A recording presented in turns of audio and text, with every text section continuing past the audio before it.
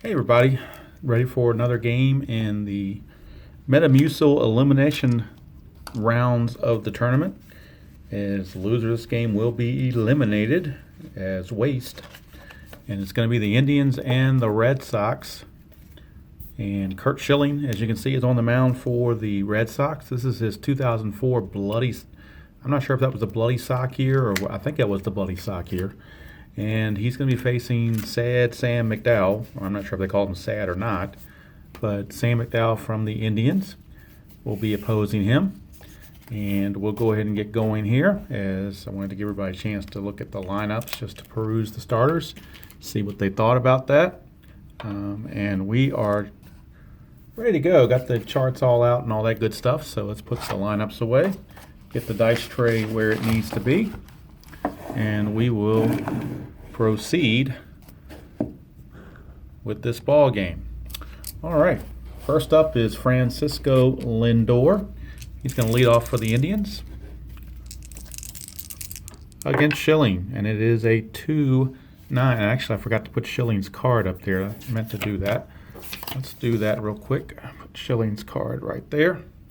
Hopefully you can see that okay. Close in just a tad. All right, so it's a 2-9, so we're off Lindor's card anyway for this first at bat.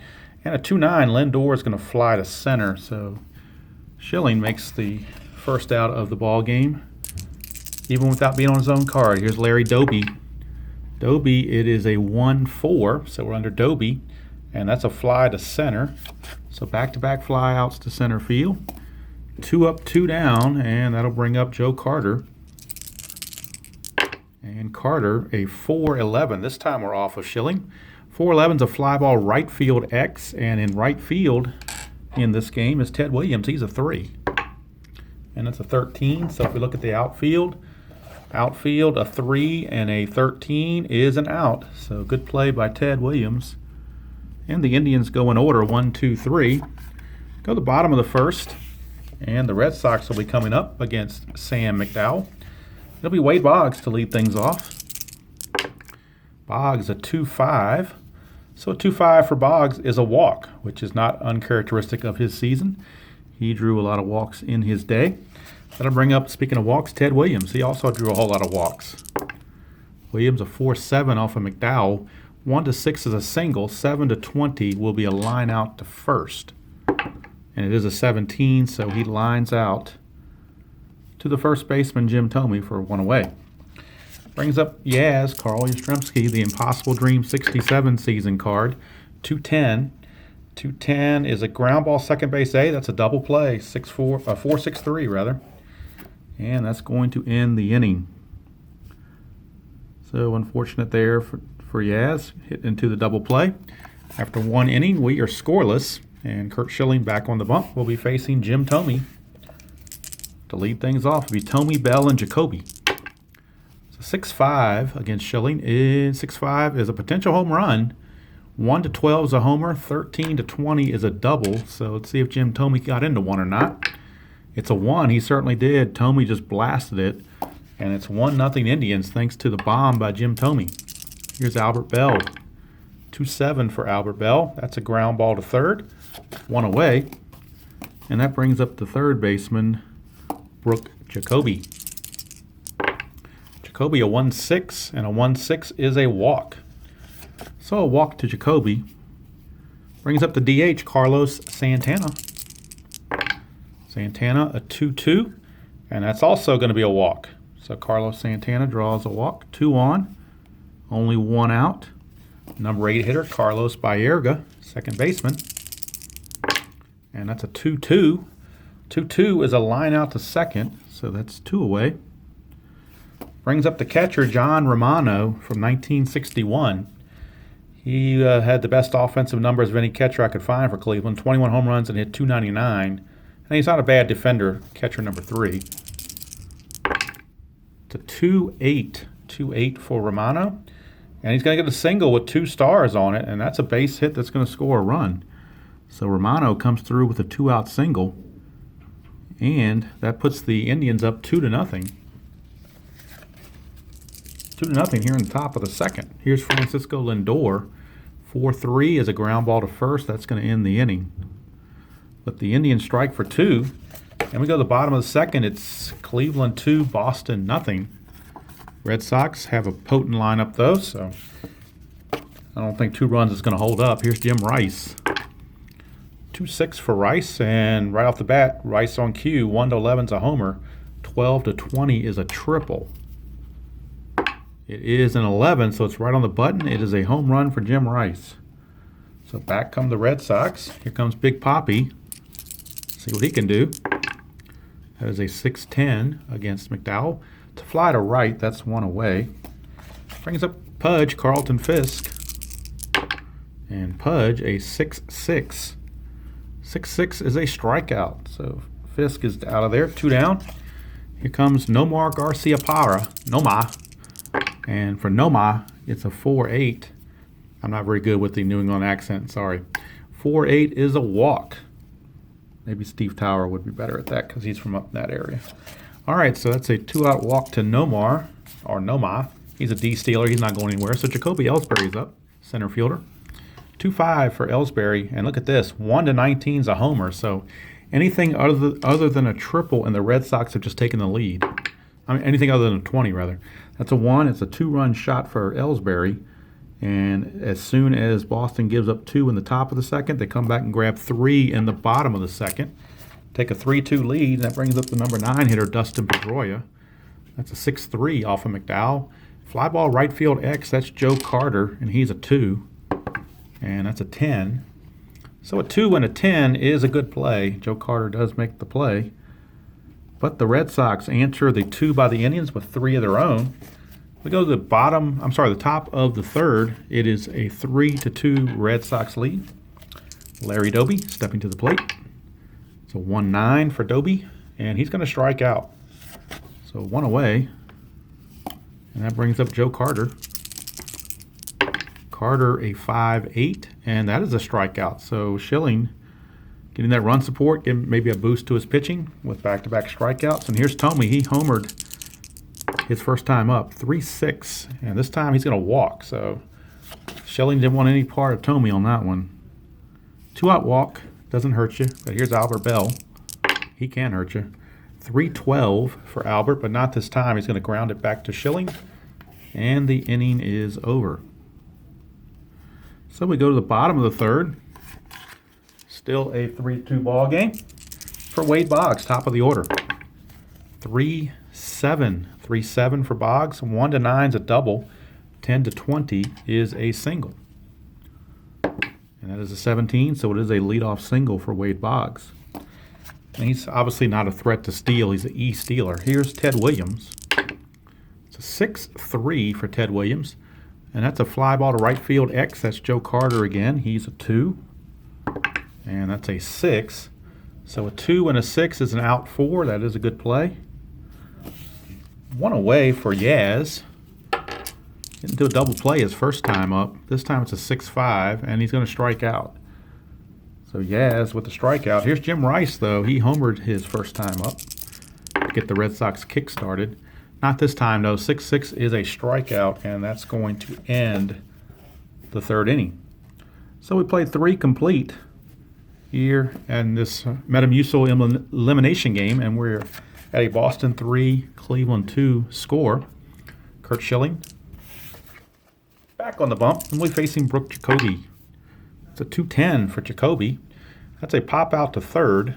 Sometimes these 87 cards, the 1987 cards with this blue background, are hard to read, but the 2-10 is a pop out to third.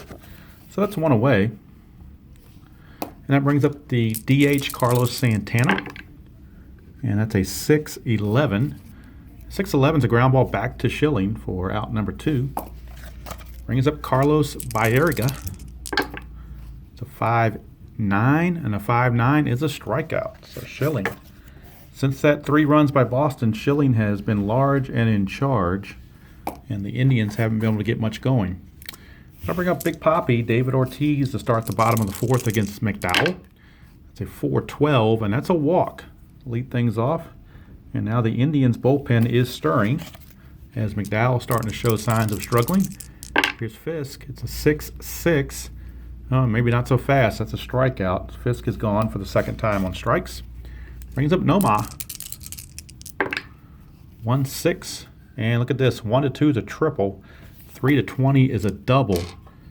Ortiz doesn't run very well, though, so the double won't score him. That's going to only send him to third because there's less than 2 outs. No way he's going to be able to score on that. So runners at second and third with 1 out for Jacoby Ellsbury. And we get a 4-8. And that's a walk. That's going to load the bases, and that's going to do it for slamming Sam McDowell. They can't go any longer with him because it's an elimination game. You just can't do it. So they're going to go to one of their best relievers, see if they can get out of this, or one of their relievers. And they're going to go to, let's see who they're going to go to here. Appears it will be Erik Lilliquist.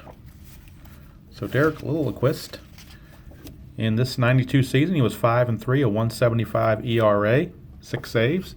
So he's hoping to be able to get out of this bases loaded jam with 1 out. A double play would certainly be tailor-made. If he can get it off Pedroia, it's a 1-5. But instead he walks Pedroia, and that's going to force in a run. So 3 walks in the inning have really haunted the Indians in this inning, and it's a 4-2 Red Sox lead now. Base is still loaded with 1 out for Wade Boggs. Talk about walks. 5-4 is a center field X. Center fielder for Cleveland is Doby. He's a 1, and that's an 8. So outfielder a 1 and an 8 is an out 1. Out 1 says runners advance. So runners advance according to this. I hope I'm reading that correctly because on this one it says they advance on the, let's see, 4 is runners hold. Yeah, it says runners advance 1 base, so that's what I'm going by. So that's a sac fly. I hope I'm doing that right. Like I said, basic, I'm not that used to basic, so that's out number 2, but the run will score as Nomar comes across the plate. And that's run number 2 for the Red Sox this inning. They now take a 5-2 lead. And here's Ted Williams with runners at first and second and 2 outs. 6-6 is a fly to center. That's going to end the inning. But the Red Sox put a couple on the board and take a 5-2 lead, and you wonder if that's enough for Schilling to hold on to. Giving Schilling a 3-run lead is dangerous if you're the Indians. Here's Romano to start the top of the 5th. It's a 5-5, and that's a strikeout again. So everybody does not like John Ray Romano. Everybody doesn't love Raymond. Here's Francisco Lindor, 5-9. That's another strikeout. So Schilling just racking up the Ks in this round, just like Pedro did in the previous round. And it's a 1-6 for Doby, and he's going to strike out. So that's a strikeout of the side. 4 strikeouts in a row now for Schilling, and he is in total control. We go to the bottom of the 6th. Still 5-2 in favor of the Red Sox. Here's Yaz. It's a 6-10. 6-10's a fly to center. 1 away. Brings up Jim Rice. DH in this game. 5-3, and that's a ground ball back to Lilliquist. He's a 2. And that's a 19. Could be a re-roll. And it is. It says re-roll the 20-side die again. It's a 9, so a 2 and a 9 is an out. And there's 2 away. 2 up, 2 down brings up Big Papi Ortiz having to play first base in this game. And it's a 1-11.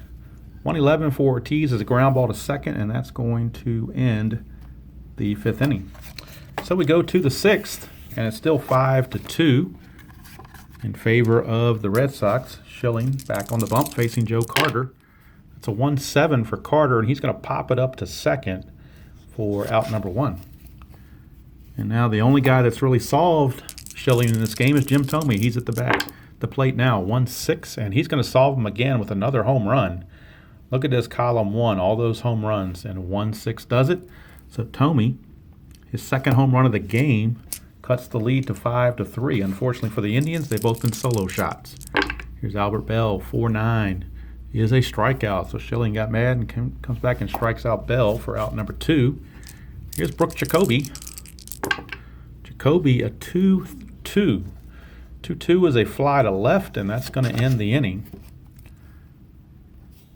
But a run comes across to cut the lead to 5-3, and now we'll get a new pitcher for Cleveland, as Lilliquist was more of a one-inning guy, so don't want to wear him out, or want to be realistic and keep it to where it's realistic. And Doug Jones is coming in for Cleveland. His 1990 card, he was 5-5, 2.56 ERA. Had about 30-something saves. I don't know, the card doesn't show it, but anyway, that's what we're getting. So we went from two lefties, McDowell and Lilliquist, to now a righty in Doug Jones, although in the basic that's irrelevant. But here's Carlton Fisk. He struck out twice. 2-12. He's going to line out to short. Would have been multiple outs there, but he let off the inning, so that's out number 1. And here's Nomar. 3-6 for Nomar is a single. So a 1-out single for Nomar. He's 2 for 2 with a walk and a run scored. Actually, 2 runs scored. And here comes Jacoby Ellsbury. 5-11. That was a 5-11 off of Doug Jones. Fly ball left field X. Left fielder for Cleveland.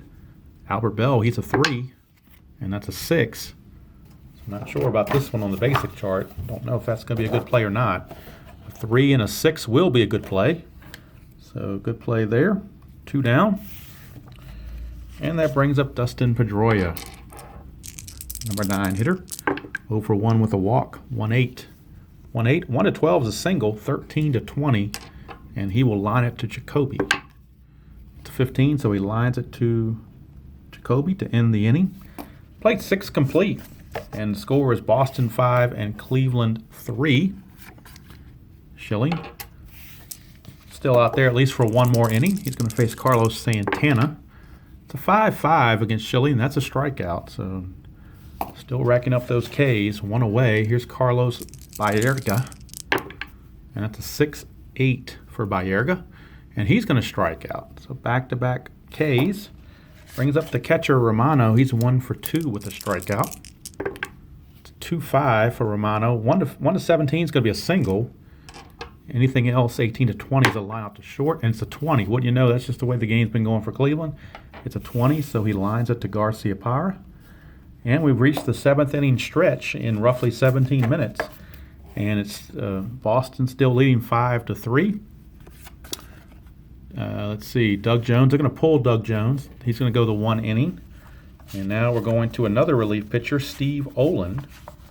So Steve Olin is in. 1992 season, 8-5, 2.34 ERA with 29 saves. He's pitcher number 4 for the Indians. And the Red Sox bullpen is loosening as well. It's probably going to be all for Schilling.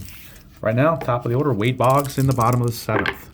It's a 3-8 for Boggs, and a 3-8 is a single, solid single for Wade Boggs. He is 2 for 2, a walk, a sacrifice fly. So he's done well. Ted Williams, on the other hand, is 0 for 3.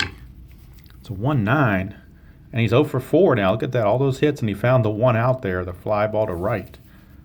So not a good day for Teddy Ballgame. He is out. Here's Yaz. He's 0 for 3.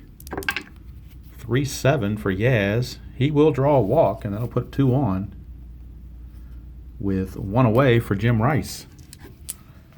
Rice homered, struck out, and grounded to the pitcher. 1-7. He's going to strike out again, and Rice is retired for out number 2. Got to bring up Big Poppy. 4-5 for Poppy is a ground ball to shortstop X. That is the shortstop Lindor. He's a 1. And that is a 1, so that is a good play. A 1 and a 1 is an out number 3. That's a good play to end the inning. So 7 innings are in the books, and it's still a 5-3 Boston lead. And with that lead, Boston is going to make a defensive change. They're going to get Big Poppy off of first base and put in a regular first baseman, or at least somebody that can play first base. And that's going to be Dwight Evans. I'm sorry, it's going to be George Scott, number 3 defender, George Scott. So George Scott, his 1977 season for George Scott, he's the new first baseman. He will take over for Ortiz, and he is a 3 rather than Ortiz being a 5. So you improve your defense there. Now we're going to our bullpen, We're going to the bullpen for the Red Sox. And they're going to turn it over, at least for right now. They're going to turn it over to, which relief pitcher are they going to go to here? They're going to go to, they're going to go to Erik Lowe. Erik Lowe is 2,000 card, 4-4, 2.56 ERA, and 42 saves. So Erik Lowe is right there. And Jonathan Papelbon is probably warming up for the 9th. But right now it's going to be Erik Lowe.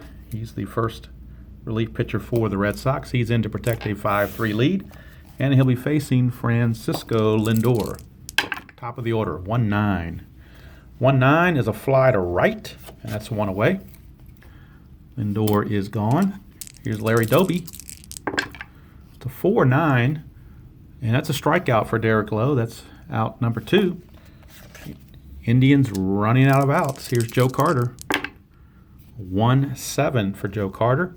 That's going to pop out to second. That's going to do it. So 3 up, 3 down. Erik Lowe does his job. Indians are off the board. We go to the bottom of the 8th. New pitcher for the Indians will be Cody Allen. And he will try to keep things right where they are. Cody Allen, 3-5, 2.51 ERA, and 32 saves from last year's season, or 2016 season. Cody Allen, he's the 5th pitcher for the Indians. And he'll be facing Carlton Fisk to start off the bottom of the 8th. It's a 5-8. 5-8 is a strikeout for Cody Allen. One away. Here's Nomar. Nomar, a 3-11 for Nomar, is a walk. So Nomar has reached base all 4 plate appearances. Here's Jacoby Ellsbury to 5-7, and he will walk. Oh, that's 4-7 rather. 5-7's a strikeout. So 2 strikeouts now for Cody Allen. Brings up Dustin Pedroia. Pedroia, a 6-8, and that's a strikeout. So Cody Allen, aside from the walk to Garcia Power, strikes out the side. We go to the top of the 9th, last chance for the Indians, and it's going to be Jonathan Papelbon in for the Red Sox to close it. 2011 season, 4-1, 2.94 ERA, and 31 saves. So he will be in to try to wrap things up. He does have to deal right off the bat with Jim Thome, who's had 2 home runs already. But he's leading off the inning, so even a home run here would not tie the game.